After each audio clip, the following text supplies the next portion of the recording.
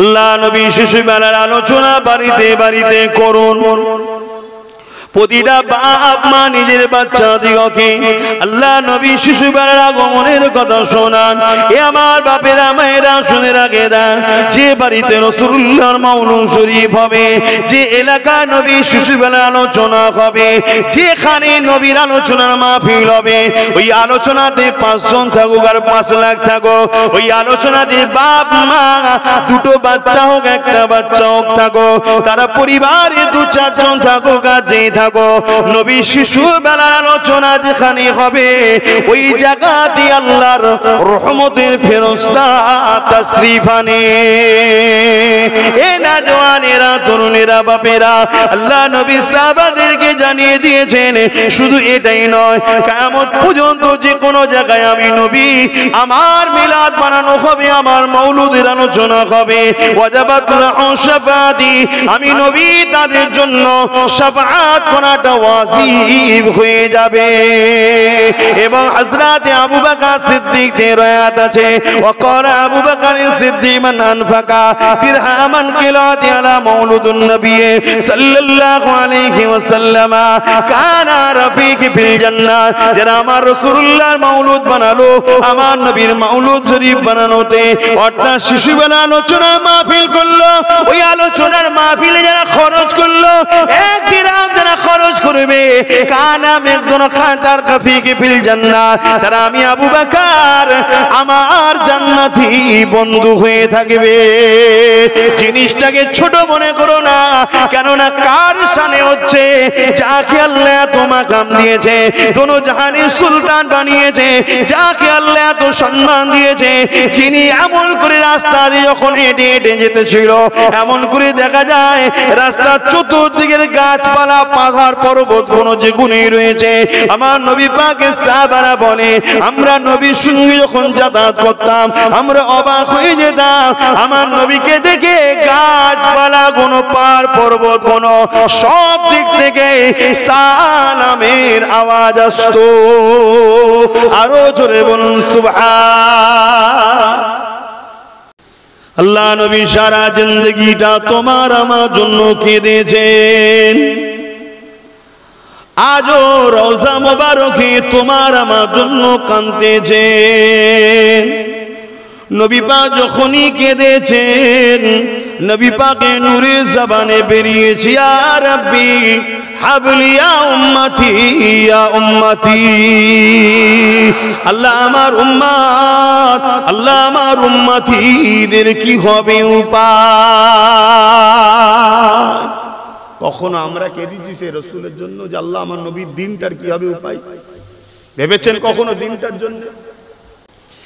এ নওজওয়ানেরা, তরুণেরা, বাপেরা, ভুল আমাকে বুঝবেন না, এসেছি আপনার পীরের আওলা জানিয়ে দিয়ে যায়, আমার মুর্শিদ কিবলার এই বাংলার জমিনে দ্বীন ইসলামের আলো ফুটিয়েছে। এই বাংলায় মসজিদ তখন ছিল না যখন দাদা হুজুর পীর কিবলা এসেছিল, এই বাংলায় এত মসজিদ মাদ্রাসা তখন ছিল না। আমার মুর্শিদ কিবলা যখন আপনাদের বাড়ি বাড়ি দ্বীনের দাওয়াত নিয়ে গিয়েছিল, এ বাংলার মানুষ তখন আল্লাহ রসুলকে জানতো না, এই বাংলার মানুষ দাড়ি টুপি জুব্বাকে চিনতো না, এই বাংলার মানুষ নামের আগে মুহাম্মদ লিখতে হয় জানতো না, এই বাংলার মানুষকে আল্লাহ ও রসুলের রাস্তা দেখিয়েছে আমার মুর্শিদ কিবলা, মুর্শিদে আলা সৈয়দুনা আবু বকর সিদ্দিক দাদা হুজুর পীর কিবলা। এ আমার নওজওয়ানেরা, তুমি আমি তখন তো জন্মই হয়নি, তোমার দাদু আমার দাদুদের পিরিয়ডের কথা বলি, তাই বলে দিয়ে যায় বাংলার জমিনে আপনারা আমাদের দাদা হুজুরের রুহানি আওলাদ, এই সম্পর্ক নিয়ে বলে যায়, যদি দুনিয়াতে ইজ্জতের রুটি খেতে চান, দুনিয়ায় ইজ্জতের সঙ্গে যদি বাঁচতে চান এবং আখিরাতে যদি নাজাত পেতে চান, একটাই রাস্তা আছে, নিজেকে রাসূলুল্লাহর কদমে দিন। নবী যেটা পছন্দ করে ওই পছন্দতে হ্যাঁ হ্যাঁ বলুন, নাই না বলুন, নাচে দুনিয়াটাও বরবাদ হবে, আখিরাতটাও বরবাদ হয়ে যাবে। এছাড়া অন্য রাস্তা নেই ভাই।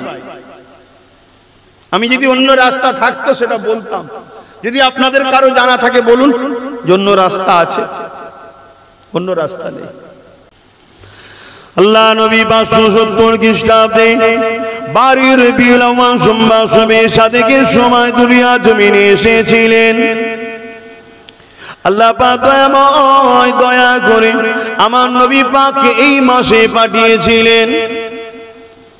যে সময় নবী আমার এসেছিলেন পৃথিবীর ভৌগোলিক পরিস্থিতিটা একটু শোনায়। ওই সময় ছেলে মাকে খুন করত, মায়ের সঙ্গে নোংরা সম্পর্ক করত, বাপেরা নিজেদের মেয়েগুলোকে জ্যান্ত জ্যান্ত পুঁতে দিত। সেই সময় যারা ক্ষমতা চালিয়েছিল প্রজাগুলোকে কৃত দাস দাসী বানিয়ে রাখত। ধনীরা বাজারে এসে যেমন আমরা আলু পটল কিনে নিয়ে যাই, গরিবের ঘরের ছেলে মেয়ে বিক্রি হতো, তাদেরকে খরিদ করে নিয়ে যেত, তাদেরকে রাখিল বানিয়ে দাস দাসী বানিয়ে রাখতো, তাদেরকে হত্যা করত। কোনো বিচার ব্যবস্থা ছিল না, এই জুলুমের জন্য কেউ বিরোধী করার ছিল না। এইরকম একটা মানুষ কোনো অমানুষ যখন হয়ে গিয়েছিল, এই পৃথিবীর অসভ্যতা বর্বরতা জাহিলিয়াতটাকে আল্লাহ পাক মিটিয়ে দিয়ে শান্তি সভ্যতা মানবতা সমাজ গড়ার জন্য সর্বকালে সর্বশ্রেষ্ঠ সহিংসা, সর্বকালে সর্বশ্রেষ্ঠ নেতা দোনোজাহানে সুলতান আমিনাল্লাহকে এই মাসের 12 তারিখ সোমবার শবে সাদেকের সময় আমার আপনার জন্য বিশ্ব কায়নাতের জন্য রহমাতাল লিল আলামিন করে পাঠিয়েছে। আরো জোরে বলুন সুবহান। এজন্য রাসূল এসেছেন অন্যায় মিটাবার জন্য, অত্যাচার মিটাবার জন্য, জালিম শাসকের জুলুম বন্ধ করার জন্য, মিথ্যা বন্ধ করার জন্য, খুন বন্ধ করার জন্য, নারী হত্যা বন্ধ করার জন্য, মা বাপের মর্যাদা দিবার জন্য, গরিবের অধিকার দিবার জন্য, এতিমকে আশ্রয় দিবার জন্য, পৃথিবীর বুকে শান্তি প্রতিষ্ঠিত করার জন্য রাসূল এসেছিলেন। জোরে বলুন সুবহানাল্লাহ। আমাদের করতে হবে না? হবে না? কিন্তু আমরা তো করা ছেড়ে দিয়ে আমরাই তো জুলুম শুরু করেছি। দুনিয়া তো অনেক কিছু বলবে, দুনিয়া আপনাকে মসজিদে যাবার কথা বলবে না, গানে যাবার কথা বলবে। দুনিয়া আপনাকে কি বলে ওলিদের দরবারে যাবার কথা বলবে না, চরিত্রহীন নারীরা যেখানে থাকে সেখানে যাবার কথা বলবে। দুনিয়া আপনাকে গজল শোনার কথা বলবে না, গান শোনার কথা বলবে। দুনিয়া আপনাকে কোরআন তেলাওয়াতের কথা বলবে না, নোংরা নোংরা গান এসব করার কথা বলবে। দুনিয়া আপনাকে হালাল খাবার কথা বলবে না, দারু মদ খাবার কথা বলবে। দুনিয়া আপনাকে হালাল ইনকামের কথা বলবে না, চুরি করার কথা বলবে। দুনিয়া তো আপনাকে বলবে কেন, দুনিয়া তো আপনাকে জাহান্নামে নিয়ে যাওয়ার চেষ্টা করবে। কিন্তু আপনি তো আমিনার লালের কথা শুনবেন, আমিনার লালকে তো ভালোবাসেন। আমিনার লাল দুনিয়া জমিনে আগমন করলো। আল্লাহ নবী দুনিয়া জমিনে যখন আসবে, এই পৃথিবীতে অনেক ওয়াকিয়া ঘটেছে, তার মধ্যে কয়েকটি ওয়াকিয়া হলো এ যুবকেরা, তরুণীরা, বাপেরা, ইবলিস শয়তান আগে আসমানে যেতে পারত। আসমানের কাজ বরাবর গিয়ে ফেরেশতারা কি আলোচনা করতে ইবলিস সেটা শুনতো, এসে দুনিয়ায় জাদু কনককারকে বলে দিত। কিন্তু আমার রাসূলুল্লাহ যখন আসবে, আজ থেকে 570 খ্রিস্টাব্দে 12 রবিউল আউয়ালে সোমবার শবে সাদেকের সময় আমার নবী যেদিন তাশরীফ নিয়ে আসছেন, আল্লাহ পাক ঘোষণা করে দিল, হে আমার ফেরেশতারে এবারে চাবুক ধরো, লাঠি ধরো, ইবলিস যেন আর কখনো আসমানের কাছে না আসতে পারে। ওর আজ থেকে আশাতে পাবন্দি ব্যান্ড করে দেয়া হলো। এটা আমার রাসূলুল্লাহ খাতিরে আর ইবলিস যেতে পারে না, ফেরেশতাদের কথা শুনতে পারে না, তাই আসমানি কথা সে আর মানুষের কাছে বলতে পারে না। এটা আমার নবী পাকের অবদানে হয়েছে। আল্লাহ নবী যখন দুনিয়া জমিনে আসবে, আরো কিছু ঘটনা ঘটেছে। তার মধ্যে আর একটা ঘটনা হলো আম্মা জান হযরতে আমিনা বলতে লেগেছে, আমি আমিনা দেখতে লেগেছি শাম দেশের প্রাসাদ গুলো আলোয় আলোকিত হয়ে গেছে। আমার বাচ্চা নূরেতে মাগরিব থেকে মাশরিক পর্যন্ত আলোকিত হয়ে গেছে। শুধু তাই নয়, 1000 বছরের একটা অগ্নি উপাসকেরা যারা আগুনের উপাসনা করত, এই আগুনের কুণ্ডুকে জ্বালিয়ে রেখেছিল 1000 বছর ধরে। কি বর্ষা, কি শীত, কি গ্রীষ্ম সর্বসময় ওই আগুনকে তারা বন্ধ হতে দেয়নি। তারা আগুনের উপাসনা করে, তারা আগুনকে প্রভু বলে মালিক বলে মানে। এটা তাদের শিরকি কুফরি বিশ্বাস। এই বিশ্বাসে তারা হাজার বছর ধরে পরম্পরা ছেলে ছেলে ছেলে এই আগুনের কুণ্ডটাকে জ্বালিয়ে রেখেছিল। আমার নবী পাক যদি দুনিয়ার জমিনে তাশরীফ আনছেন, রহমতের নবী আসার সাথে সাথে ওই আগুনের কুণ্ডখানা তপ করে নিভিয়ে যায়। আরো জোরে বলুন সুবহান আল্লাহ আল্লাহ জিন্দাবাদ আল্লাহু আকবার। এই যে আমরা বলি বিশ্ব নবী দিবস, আমার নবী, এটা আমরা বলে ফেলি বিশ্ব নবী, কিন্তু আমার নবী শুধু বিশ্ব নবী নয়। আমার নবী যেখানে যেখানে রব্বুল আলামিনের রাজত্ব আছে সেখানে মুহাম্মদ রাসূলের নবুয়াতের ডাঙ্কা বাজে। জোরে বলুন সুবহানাল্লাহ। শিক্ষার জন্য বলছি, এটা ভুল নয়, এটা আমরা সচরাচর বাঙালিরা বা বাংলা ভাষাতে বলে ফেলি। আমার নবী হলেন কুল কায়নাতের নবী। বলুন কুল কায়নাতের নবী। যেখানে আল্লাহর রাজত্ব আছে সেখানে মুহাম্মদ রাসূলের রিসালাতের ডাঙ্কা আলোচনা হয়। জোরে বলুন সুবহানাল্লাহ। বলুন আল্লাহর রাজত্ব কোন জায়গায় নেই? আমেরিকাতে মনে হচ্ছে নেই নাকি? আরে ইতিহাস সাক্ষী দিচ্ছে হাজারো জুলুম জালিম চেষ্টা করেছে। ইসলামকে মিটাবার জন্য চিঙ্গিস খান কম চেষ্টা করেনি। নাম শুনেছেন না শোনেননি? এত চেষ্টা করেছে যে বাগদাদের জমিনে মুসলিম এত হত্যা করেছিল যে মুসলমানদের মাথার খুলি দিয়ে বড় বড় ঘর তৈরি করেছে, বড় বড় মিনার তৈরি করেছে, বড় বড় বিল্ডিং বালাখানা তৈরি করে দিয়েছে। এত মুসলমানকে কেটেছে চিঙ্গিস খান। দুনিয়া ভেবেছিল মুসলমান আর উঠতে পারবে না, ইসলাম মনে হচ্ছে মিটে গেল। আরে জুলুম জানে না, ইসলামের দায়িত্ব খোদ আল্লাহ নিজের হাতে রেখেছে। জোরে বলুন সুবহানাল্লাহ। সেই চিঙ্গিস খানের পরিবার থেকেই আল্লাহ একজনকে কলেমার দাওয়াত নসিব করলেন, সেই ইসলাম কবুল করলো। জোরে বলুন সুবহানাল্লাহ। দাজলা নদী পানি নয়, পানির কালারটা লাল হয়ে গিয়েছিল, এত মুসলমানকে মেরেছিল। কম অত্যাচার হয়েছে যুগে যুগে। এ বিষয়ে একটা ইতিহাস আপনাদেরকে বলি।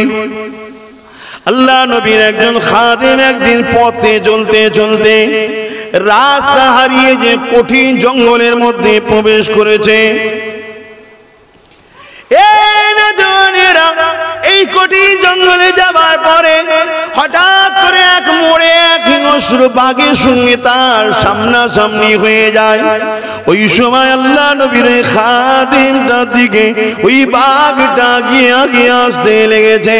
খাদিমের জবান দিয়ে বেরোতে লেগেছে, আল্লাহ বাঘের সৃষ্টি, বাঘ শোনো, যদি তোমার জন্য আল্লাহ আমাকে রিজিক করে থাকে অবশ্যই তুমি তো খাবে।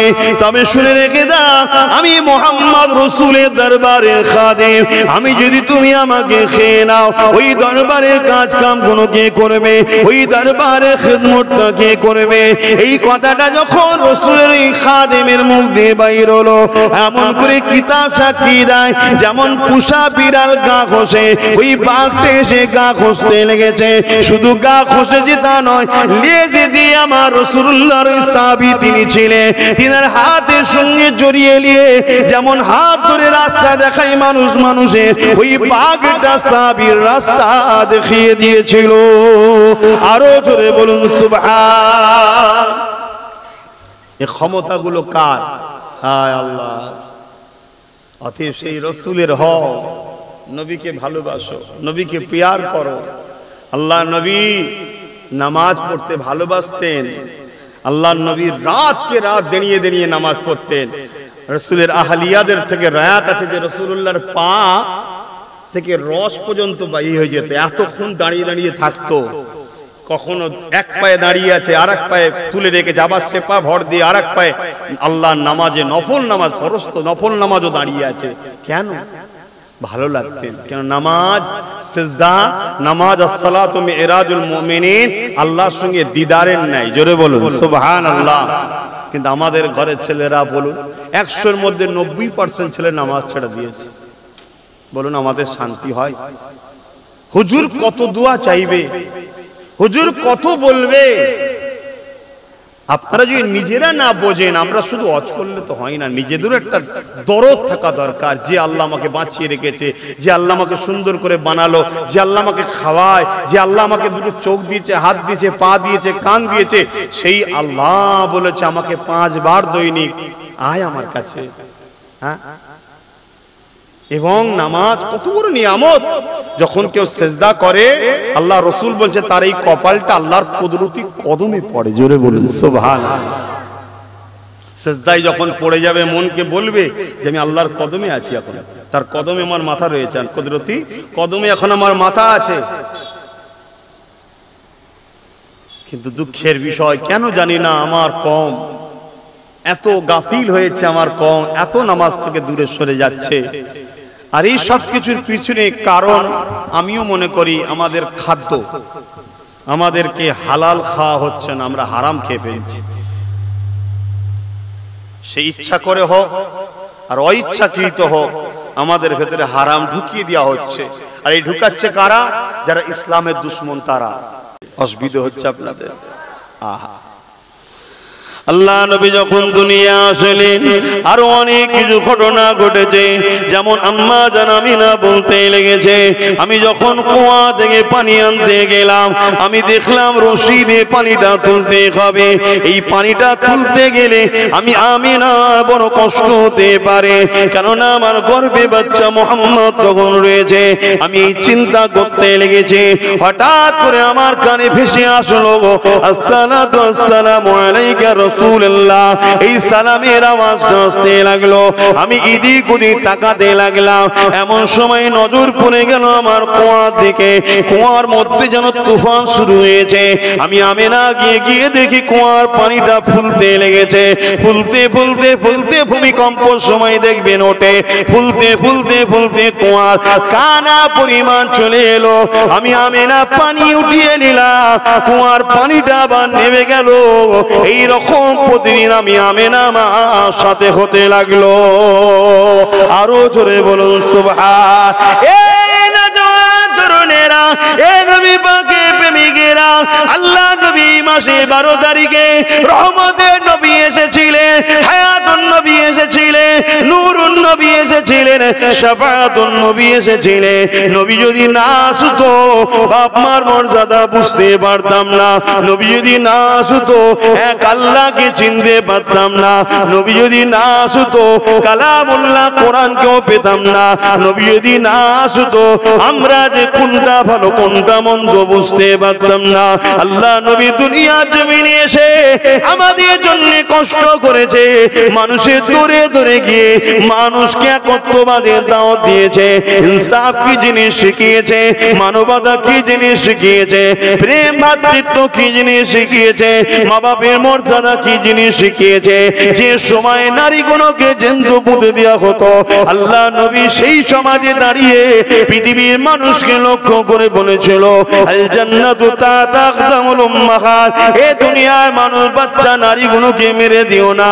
নারী হলো মায়ের জাত, আর মায়ের পায়ের তলায় হলো প্রত্যেকটা পুরুষের জান্নাত।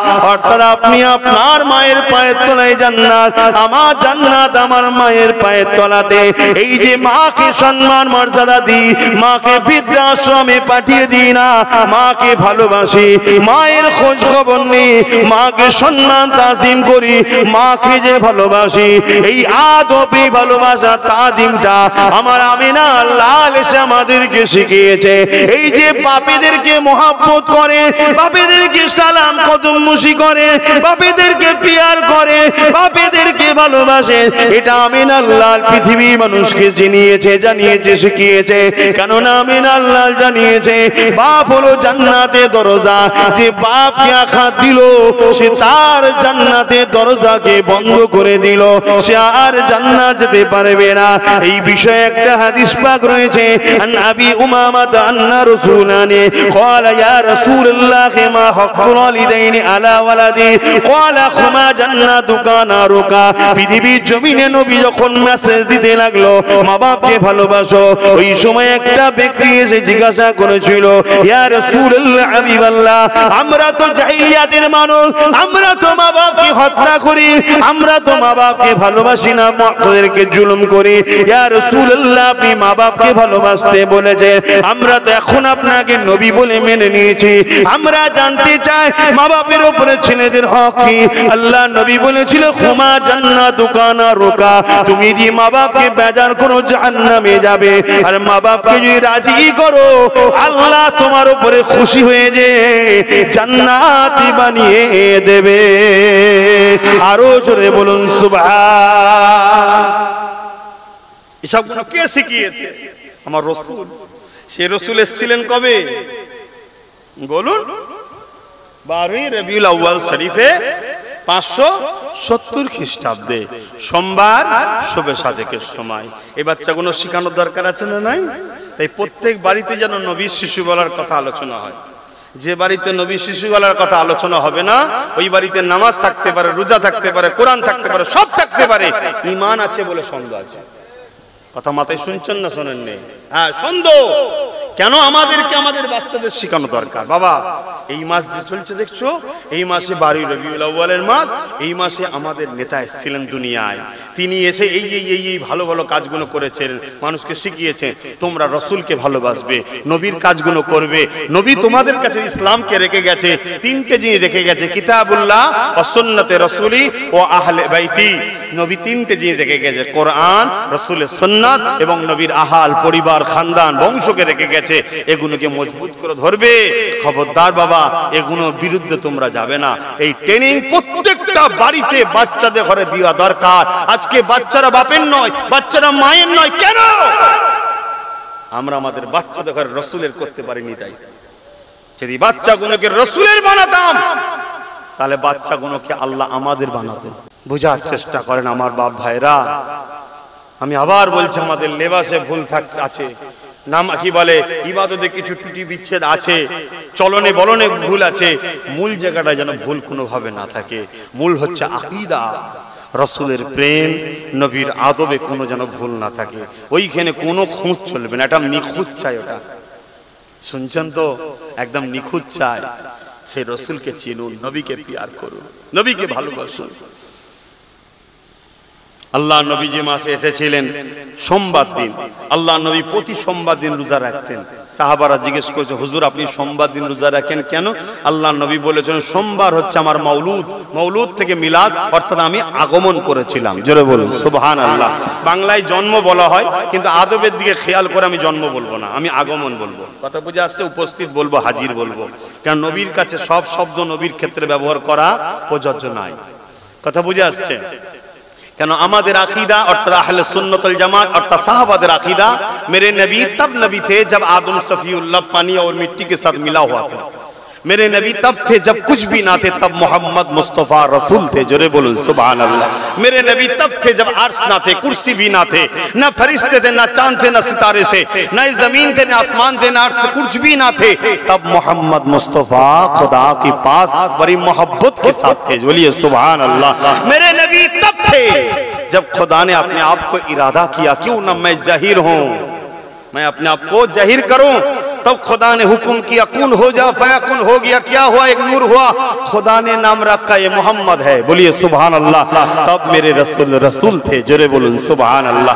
এইটা হলো সাহাবাদের আকীদা, অর্থাৎ আমাদের আকীদা। আমরা সাহাবাদেরকে ফলো করি, এটা সাহাবাদের আকীদা। আল্লাহ নবীকে জিজ্ঞেস করে, নবী বললেন 73 হবে, 72 জাহান্নামী হবে, একটা জান্নাতি হবে। রাসূল বললেন কোনটা জান্নাতি হবে? সাহাবারা জিজ্ঞেস করে, হুজুর বললেন যে দলে তোমরা আছো আর আমি আছি, অর্থাৎ তোমার হুকুম, তোমাদের আকীদা, তোমরা যা করছো আর আমি যা করছি, যে দলের মধ্যে পাওয়া যাবে ওইটা হলো জান্নাতি দল। জোরে বলুন সুবহানাল্লাহ। তা সাহাবাদের আকীদা রাসূল সম্বন্ধে এটা। এখন দুনিয়ায় কার কি আকীদা ভাই আমি জানি না, ও বিষয়ে আমার জানারও দরকার নেই। তবে আপনারা যদি আমাকে বিশ্বাস করেন ভাই বলে, ছেলে বলে, আমি বলবো এই আকীদা আমার মুর্শিদ কেবলা মুজাদ্দিদুজ জামানের আকীদা। জোরে বলুন সুবহানাল্লাহ। মুর্শিদ কেবলা এর আকীদা ইমামে আযম নুমান বিন সাবিত আবু হানিফা হুজুরের আকীদা। জোরে বলুন সুবহানাল্লাহ। আবু হানিফা হুজুর তিনি সাহাবাদের থেকে শিক্ষা নিয়েছেন, সাহাবা হুজুরদের আকীদা। এই আকীদা আল্লাহর নবীর সাহাবী এবং নবীর চাচা হযরত আব্বাস রাদিয়াল্লাহু তাআলা আন হুজুরের আকীদা এটা, যে नबी सब कुछ से पहले खुदा ने जब अपने आप को जाहिर करने का इरादा किए थे तब मोहम्मद मुस्तफा सबसे पहले खुदा ने बनाया। जोरे बोलूं सुभान अल्लाह। ए अकीदा আমাদের বংশের সবথেকে বড় মুরব্বি জানেন তো নাকি কে? হযরতে সিদ্দিক আকবর। এই আকীদা হলো তিনার আকীদা। জোরে বলুন সুবহানাল্লাহ। এই আকীদা কার? হযরতে শেরে খোদা মাওলা আলী কারামাল্লাহু ওয়াজহু, জিনার সম্বন্ধে রাসূল বলেছেন আমি হলাম ইলমের শহর, আমাকে পেতে গেলে অর্থাৎ আমাকে নিতে গেলে আমার আলীর মধ্যে দিয়ে অর্থাৎ ইলমের দরজাও। জোরে বলুন সুবহানাল্লাহ। এটা তিনার আকীদা যে নবী যখন কিছুই ছিল না তখন মুহাম্মদ রাসূল ছিল। আর আল্লাহ তো শুরুও নেই শেষও নেই। এই আল্লাহ কবে থেকে শুরু হয়েছে কেউ জানেন? আল্লাহ শুরু আছে নাকি? নাউজুবিল্লাহ। তিনি তো খোদ মালিক, তিনি পয়দা তৈরি করেছে মুহাম্মদ রাসূলকে সবার আগে। দুরূদ শরীফ আল্লাহুম্মা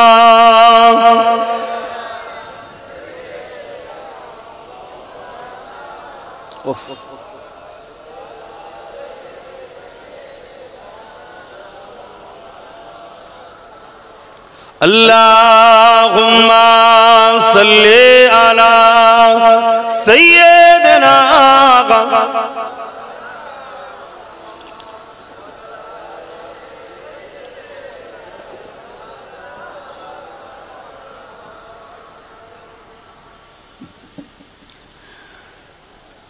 एक मैं ही नहीं उन पर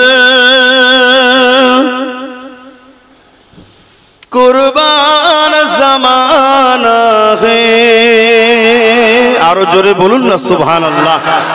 আমার নবীর উপরে শুধু আমি একা যে দিবানা তা নয়, আপনারাও দিবানা, ঠিক না বেটি? দিবানার একটু হাত তুলে দেখান যে রসুলের দিবানা।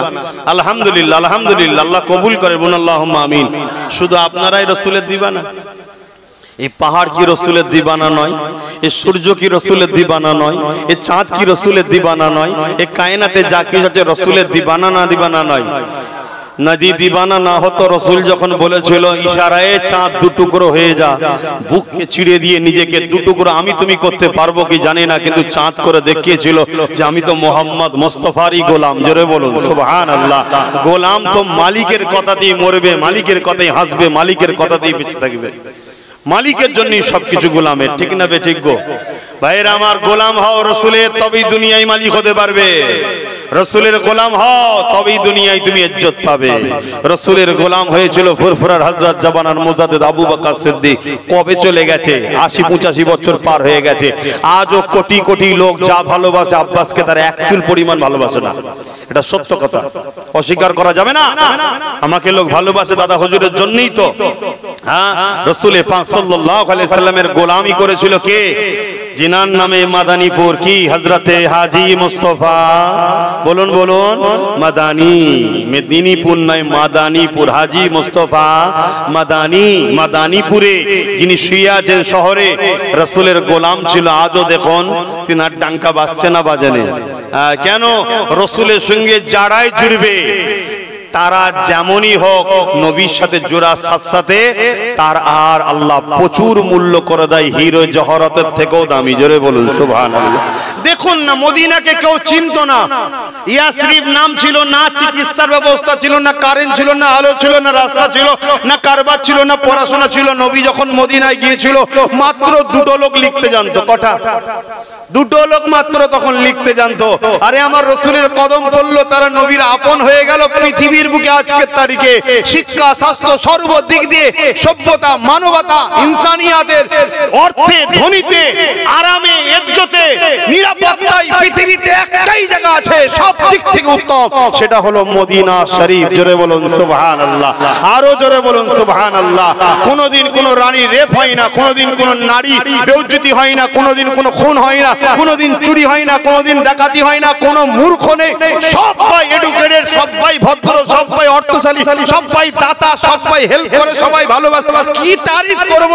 মদিনা তারিফ করতে করতে করতে করতে ভাষা শেষ হয়ে যাবে, মদিনা তারিফ শেষ হবে না। জোরে বলুন সুবহানাল্লাহ।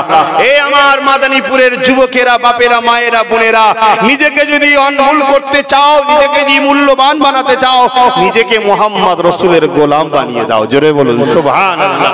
আর গোলাম মালিককে বেইজ্জতি করে, তাহলে তোমার মালিক কোনটা চাই সেটা তোমায় তো জানতে হবে।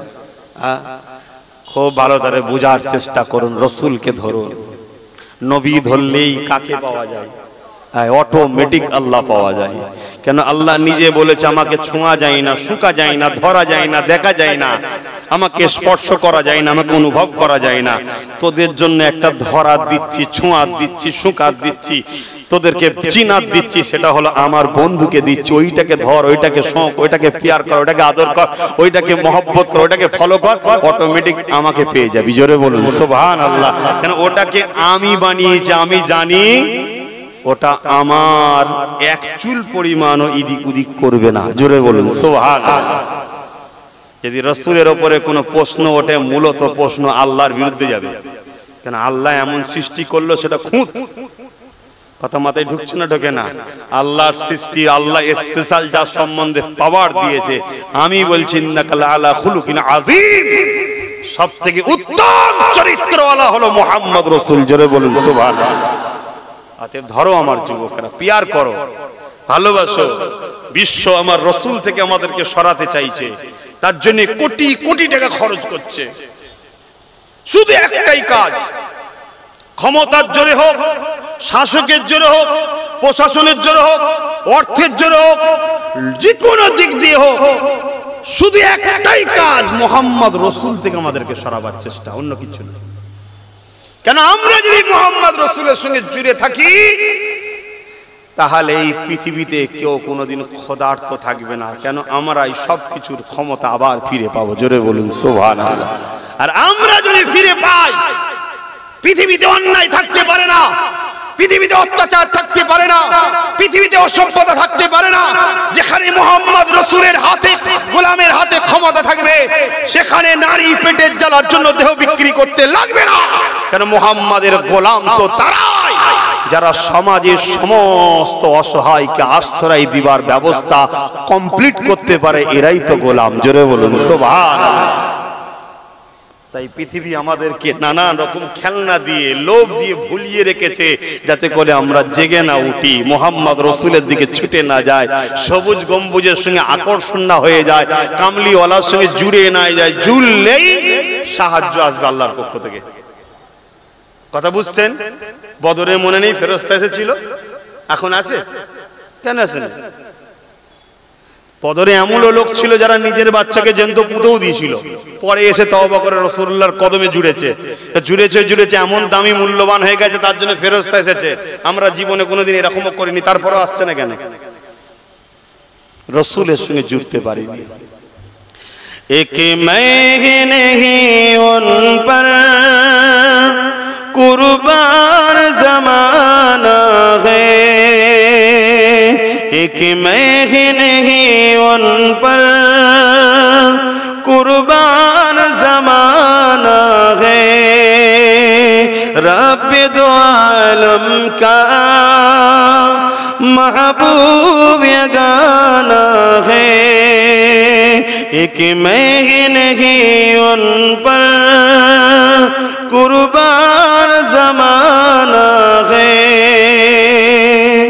कल पुल से जिसने हमें खुद ही पार लगाएगा, कल पुल से जिसने हमें खुद ही पार लगाएगा, जहरा गो बाबा है, हसनैन का नाना है, जहरा गो बाबा है, हसनैन का नाना है, एक मैं ही नहीं उन पर कुर्बान ज़माना है। अल्लाहुम्मा सल्ली अला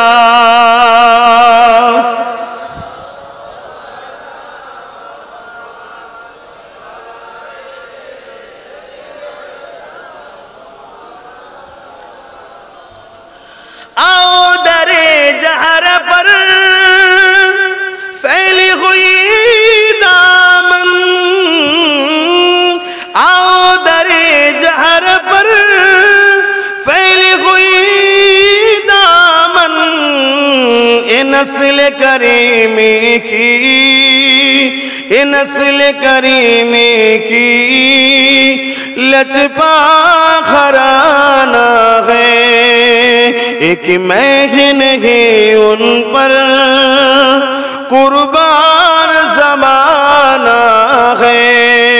अल्लाहुम्मा सल्ली अला जुरे जुरे वाला आले सैयदना। আমার আব্বা ভাইরা, দুনিয়ার জালিমরা বুঝতে পেরে গেছে যে আমাদের সঙ্গে নবীর মহব্বত দূরত্ব হয়েছে, তাই তারা বড় সাহস পায় আমাদের উপরে হামলা করার, তাই বড় সাহস পায় তারা আমাদেরকে আঘাত করার, তাই বড় সাহস পায় আমাদের ঈমান যেগুলো জড়িয়ে আছে, আমাদের ভালোবাসার জিনিস ধর্মের, সেগুলোর উপরে আঘাত দিবার তারা সাহস পায়। কারণ তারা জেনে গেছে আমরা ঠোলটাই রয়ে গেছে ভেতরে, অরিজিনাল মালটা নাই, বেরিয়ে গেছে। কথা বুঝতে পারছেন? তারা বুঝতে পেরে গেছে। আসুন আবার ভেতরে সেই রাসূলুল্লাহর প্রেম ভালোবাসাকে আনুন, তবেই কিন্তু কামিয়াবি হতে পারবেন। আল্লাহ নবী শিশুবেলার আলোচনা বাড়িতে বাড়িতে করুন। প্রতিটা বাপ মা নিজের বাচ্চা দিগকে আল্লাহ নবী শিশুবেলার আগমনের কথা শোনান। এ আমার বাপেরা মায়েরা শুনে রাখে দেন, যে বাড়িতে রাসূলুল্লাহর মাউলুদ শরীফ হবে, যে এলাকায় নবী শিশুবেলার আলোচনা হবে, যেখানে নবীর আলোচনার মাহফিল হবে, ওই আলোচনাতে 5 জন থাকুক আর 5 লাখ থাকুক, ওই আলোচনাতে বাপ মা দুটো বাচ্চা হোক একটা বাচ্চা হোক থাকুক, তারা পরিবারে 2-4 জন থাকুক আর যেই থাকুক, নবী শিশুবেলার আলোচনা যেখানে হবে ওই জায়গাতে আল্লাহর রহমতের ফেরেশতা তাশরীফ আনে। এ নওজওয়ানেরা, তরুণেরা, বাপেরা, আল্লাহ নবী সাহাবাদেরকে জানিয়ে দিয়েছেন, শুধু এটাই নয়, কিয়ামত পর্যন্ত যে কোনো জায়গায় আমি নবী আমার মিলাদ বানানো হবে, আমার মাউলুদের আলোচনা হবে, ওয়াজাবাত লাহু শাফাআতি, আমি নবী তাদের জন্য শাফাআত করাটা ওয়াজিব হয়ে যাবে। এবং হযরত আবু বকর সিদ্দিক এর রায়াত আছে, ওয়াকারা আবু বকর সিদ্দিক মান আনফাকা দিরহামান কিলাতি আলা মাউলুদুন নবী সাল্লাল্লাহু আলাইহি ওয়াসাল্লাম কানা রাফিকি ফিল জান্নাহ, যারা আমার রাসূলুল্লাহর মাউলুদ বানালো, আমার নবীর মাউলুদ শরীফ বানানোতে, অর্থাৎ শিশুবেলা আলোচনা মাহফিল করলো, ওই আলোচনার মাহফিলে যারা খরচ করলো, 1 দিরহাম যারা খরচ করবে, কানা মিকদার খাতার কাফিকি ফিল জান্নাহ, তারা আমি আবু বকর আমার জান্নাতি বন্ধু হয়ে থাকবে। জিনিসটাকে ছোট মনে করো না, কেননা কার শানে হচ্ছে, যাকে আল্লাহ এত মাকাম দিয়েছে, দোনো জাহানের সুলতান বানিয়েছে, যাকে আল্লাহ এত সম্মান দিয়েছে, যিনি এমন করে রাস্তা দিয়ে যখন হেঁটে হেঁটে যেতেছিল, এমন করে দেখা যায় রাস্তার চতুর্দিকের গাছপালা, পাহাড়, পর্বত কোন যে গুণই রয়েছে। আমার নবী পাকের সাহাবারা বলে, আমরা নবীর সঙ্গে যখন যাতায়াত করতাম আমরা অবাক হয়ে যেতাম, আমার নবীকে দেখে গাছপালা কোন, পাহাড় পর্বত কোন, সব দিক থেকে সালামের আওয়াজ আসতো। আরো জোরে বলুন সুবহান। আল্লাহ নবী যখন কোনো মেসেজ পাঠাতেন কোন সাহাবীকে দিয়ে, ওই গাছটাকে যে বলো মোহাম্মদ রসুল ডেকেছে, শুনছো? এই যুবকরা শুনছো তো নাকি? হ্যাঁ কি না বলো, শুনছো? তোমার আমার নেতার কথা হচ্ছে, অসুবিধা হচ্ছে? এখানে বাপ বিরিয়ানি টিরিয়ানি ব্যাপার আছে নাকি? বিরিয়ানির ব্যাপার নেই এখন। এখানে প্রেমের শুধু ব্যাপার, শুধু প্রেম দরকার। তাবারুক হওয়া ভালো, কিন্তু তাবারুকের লোভে এসে লাভ নেই। প্রেমের লোভে আসো, ভালোবাসার লোভে আসো। আমার নেতার কথা শুনতে যাচ্ছি, সেই সম্পর্ক জোরো নাই বরবাদ হয়ে যাবে যুবক। বারবার বলে যাচ্ছি, ভাইজানকে তাকবীর দিয়েও কোনো লাভ নেই। কেন ভাইজানও সেই রাসূলুল্লাহর গোলামি করে ঘুরে বেড়াচ্ছে। কথা বুঝে আসছে? যে এত ইজ্জত এত সম্মান কেন দিনের বেলা এতগুলো লোক জড়ো করতে গেলে? বুঝতে পারছেন কত বিরিয়ানি লাগতো, কত টাকা লাগতো? 500 করে দেবো চ, তারপরে হতো রে বাবা।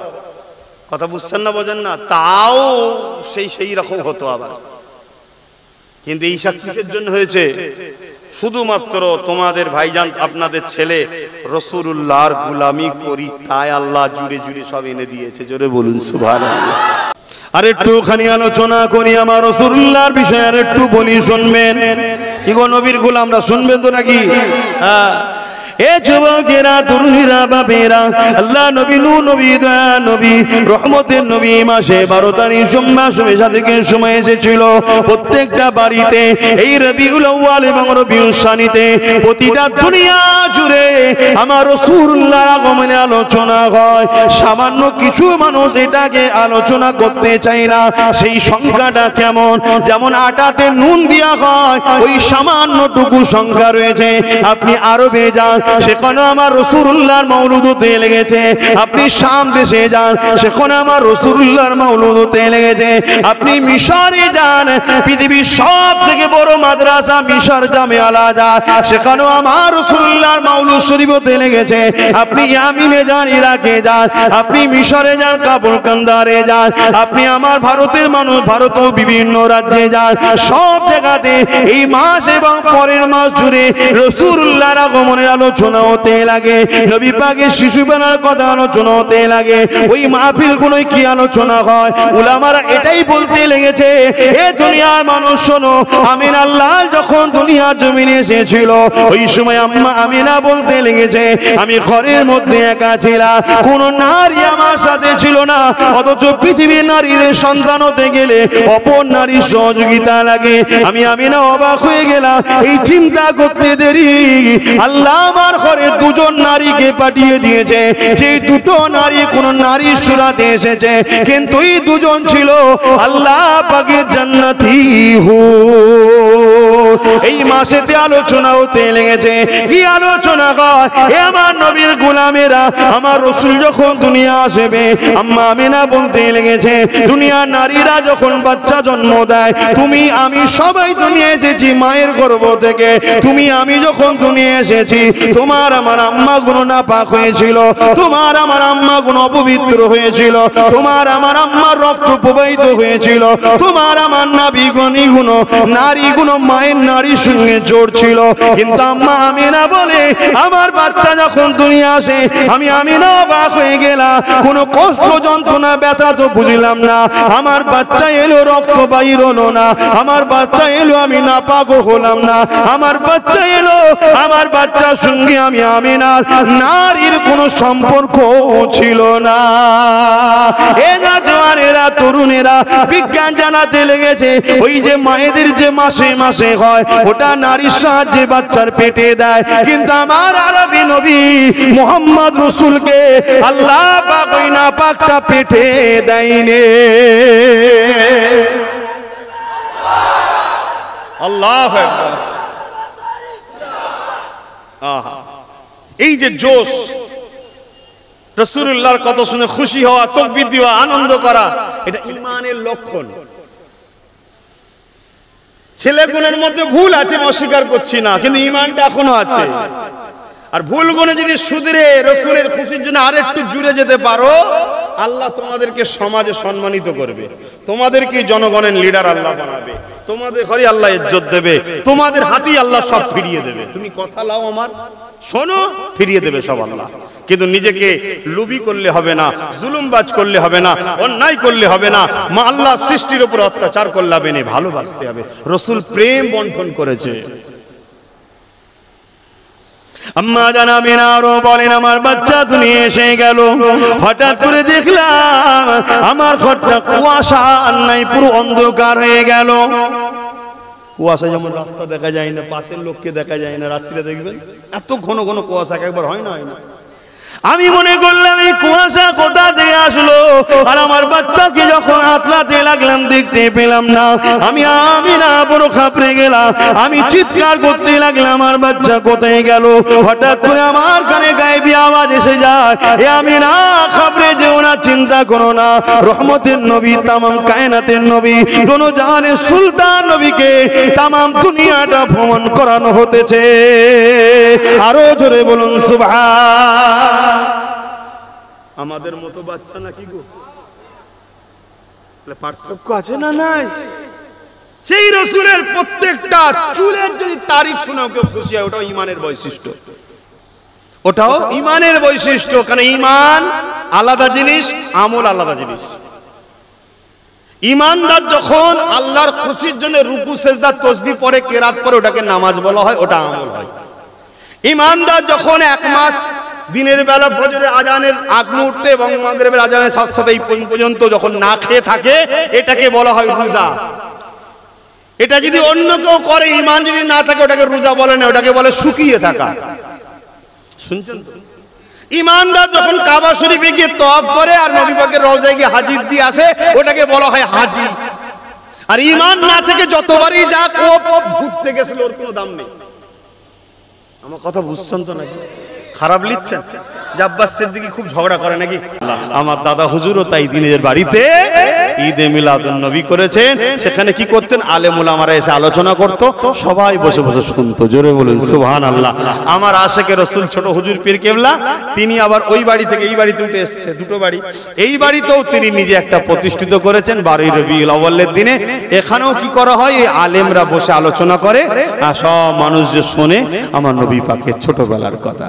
আলেমরা আলোচনা করতে করতে বলে, বাবারা, আমার নবী পাক যখন দুধমা হালিমার কোলে উঠলো, আম্মা হালিমা বলতে লেগেছে, আমার উটনিটা বড় দুর্বল ছিল, কারণ আমি হালিমা গরিব ছিলাম, কিন্তু আমার বাচ্চা মুহাম্মদকে নিয়ে যখন উটনির পিঠে উঠলাম, আমি অবাক হয়ে গেলাম। ওই খোঁড়া দুর্বল উটনিটা দ্রুত চলতে লেগেছে, সুস্থ সবল হয়ে গেছে। আম্মা হালিমা বলেন, আম্মা দুধমা হালিমা বলে, এমন করে আমার বাচ্চা মুহাম্মাদের দিকে যখন আমি রওনা দিলাম, আমি ঘরে যেতে লেগেছি, আমি সমস্ত সাথীরা আমার আগে চলে গিয়েছিল, কিন্তু আমার উটনিটা এত দুর্বল, উটনিটা এত শক্তিশালী হয়েছে, সবাইকে টপকে যখন আমি আগে চলে গেলাম, আমি ঘরে গিয়ে দেখি আমার ঘরের কুয়াতে পানি ছিল না। আমি অবাক হয়ে গেলাম, আমার ঘরের কুয়ার পানি শুধু রয়েছে তা নয়, কানা পরিমাণ পানি ভর্তি রয়েছে। আম্মা হালিমা বলে, আমি যখন ঘরে পৌঁছে গেলাম, আমি ঘরে পৌঁছে গিয়ে দেখতে লাগলাম আমার ঘরে যে গৃহপালিত পশুগুলো ছিল তাদের দুধ ছিল না, কেননা তারা ছিল বড় ক্ষুধার্ত, আর আমি গরিব বলে ভালো মন্দ খাওয়াতে পারতাম না। আর মক্কা মদিনা তো চারণ ভূমি তেমন নয়, মরুভূমি এলাকা বেশি, তাই আমি হালিমা খাওয়াতে পারিনি বলে দুধও ছিল না। কিন্তু আমি ঘরে গিয়ে অবাক হয়ে গেলাম, আমার মুহাম্মাদের বরকতে ওই বকরিগুলো, ওই পশুগুলো, তারা সব দুধে পরিপূর্ণ হয়ে আছে। কি এগুলো শুনে ভালো লাগছে না? এটা ঈমানের বৈশিষ্ট্য। নামাজের কথা তো সারা বছর হয় রে বাবা, হবে কিয়ামত পর্যন্ত হবে। রোজার কথা সারা বছর হবে, কিয়ামত পর্যন্ত হবে। কিন্তু রাসূলের ছোটবেলার কথাটা এই মাসে একটু হয়। 10 বিধি কিছু আছে নাকি? আম্মা হালিমা বলেন, এই বাচ্চার উপরে আমার মহব্বত আরো গভীর হতে লাগলো। আমি বুঝতে পারলাম এই বাচ্চাটাই আল্লাহ পাকের বড় কিছু ক্ষমতা নিয়ে আসছে, কিন্তু আখেরি নবী হবে এটা আমি তখনও জানতাম না। এই দুনিয়ার মানুষ, আম্মা হালিমা বলেন, তাই আমি বাচ্চাটাকে বড় আদর বেশি করতে লাগলাম। আমার ডান দিকের স্তনটা আমার মুহাম্মদকে পান করাতাম, আর আমার নিজের গর্ভে যে সন্তান ছিল ওকে আমি বাঁদিকের স্তনটা পান করাতাম। একদিন আমি অসতর্কে বেখিয়ালে মুহাম্মদকে বাঁদিকের স্তনটা পান করাতে গেলাম, কিন্তু আমার বাচ্চা মুহাম্মদ মুখটাকে ঘুরিয়ে নিল, আমার বাচ্চা পান করতে লাগলো না। আমি ঘুরিয়ে যখন ডান দিকে দিলাম, দেখলাম মুহাম্মদ পান করতে লেগেছে। আমার মনের মধ্যে একটা কৌতূহল হলো, কি ব্যাপার, দুধের বাচ্চা কি বোঝে, ডান দিক বাঁদিক দিকের কি মর্ম বোঝে। আমি আবার বাঁদিকে দিতে লাগলাম, দেখলাম আবার মোহাম্মদ বিরক্ত করে মুখ ঘুরিয়ে নিচ্ছে, পান করতে লাগছে না। আমি ডান দিকে দিলাম, আবার পান করতে লেগেছে। এইভাবে 3 মাস দিলাম। এ নবীর গোলামেরা কি মেসেজ দিল আমার রসুল শোনো। আমার নবী বিশ্বকে মেসেজ দিয়ে দিল, আমার গোলাম তোমরা শুনে রেখে দাও, আমি আমার দুধ ভাইয়ের হককে কখনো মারিনি, তোমরাও যেন তোমাদের ভাইয়ের হককে কখনো মারবে না। বলেন মুসলমান হক মারে না মারে? মায়ের পেটের ভাই মায়ের পেটের হক মেরে নিচ্ছে কি সামান্য দুনিয়ার স্বার্থে, সামান্য দুনিয়ার স্বার্থে। অথচ হক মারার কিছুদিন পরে তো মরেও যাচ্ছে। অথচ কবরে হক্কুন নাসের গুনাহ আল্লাহ মাফ করে বলেছে না? নামাজ কাজা আল্লাহ মাফ করে বলেছে না বলেন? রোজা কাজা, হজ কাজা, এমনি গুনাহ সিনেমা গান শুনে ফেললে আল্লাহ মাফ করে বলেছে না বলেন? জিনার মতো পাপকেও আল্লাহ মাফ করে বলেছে না বলেন? মদ যদি খেয়ে ফেলে তওবা করলে মাফ করে বলেছে না বলেন? কিন্তু হক্কুন নাস মাফ করবে না। হজ করে এলে মায়ের পেট থেকে বেরোলে যেমন গুনাহ থাকে না, এরকম বেগুনাহ আল্লাহ করিয়ে দেয়, কিন্তু হক্কুন নাস মাফ করে না। কিন্তু আজকে দেখুন হক্কুন নাসটাই তো বেশি হচ্ছে। কে